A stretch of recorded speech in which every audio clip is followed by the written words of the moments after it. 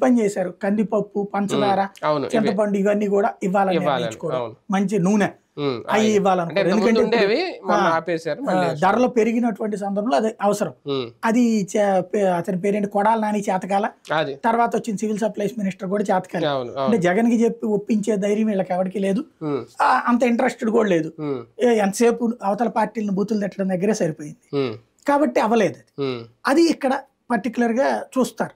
Ration కార్డుల విషయంలో కూడా నాదెండ్లకు ఒక సవాల్ అవుతుంది. ఎందుకంటే ఇందాక మీరు అన్నట్టు రేషన్ కార్డులోకి కేంద్రం లెక్క ఒకటి, ఆంధ్రప్రదేశ్ లెక్క ఒకటి అయినా ఇంతకుముందు మనం కూడా చాలా ఆడుకున్నాం. పరిటాల సునీత్ గారు ఉన్నప్పుడు అసలు రేషన్ కార్డులే తీయలేదు, ఎవరికి ఇవ్వలేదు. కానీ జగన్ వచ్చాక బియ్యం కార్డు సెపరేట్ చేసేసారు, కార్డు సెపరేట్ చేసేసారు. దాని మీద కూడా మనం ఇందాక అనుకున్నట్టు ఆయన బొమ్మలు ఇవన్నీ. ఇప్పుడు ఈయన జనసేన మంత్రి కాబట్టి ఒక రకంగా జనసేన పార్టీ. ఇంతకుముందు పవన్ కళ్యాణ్ గారు ఇచ్చిన హామీ ఏంటంటే మేము వస్తే పెళ్ళి అయిన వెంటనే ఆ రిజిస్ట్రేషన్ సర్టిఫికేట్తో పాటు రేషన్ కార్డు కూడా ఇచ్చేస్తామని డైరెక్ట్గా ఆయన ఇచ్చిన ఒక హామీ. అలా చూసుకుంటూ ఇప్పుడు రేషన్ కార్డుల సంఖ్య ఇంకా పెంచుతారా, లేదంటే అనర్హత పేరుతో తగ్గిస్తారా? అదొక సవాలా నాదెంట్లకి? అది చూడాలి. అంటే అసలు పాలసీ వీళ్ళు ఏం తీసుకుంటారండి. అయితే వీళ్ళు బహిరంగంగా చెప్పి చెయ్యరు. నన్ను అడిగితే వీళ్ళకి ఒక ఫార్ములా ఉంటుంది. గతంలో కూడా తీయాలనుకున్న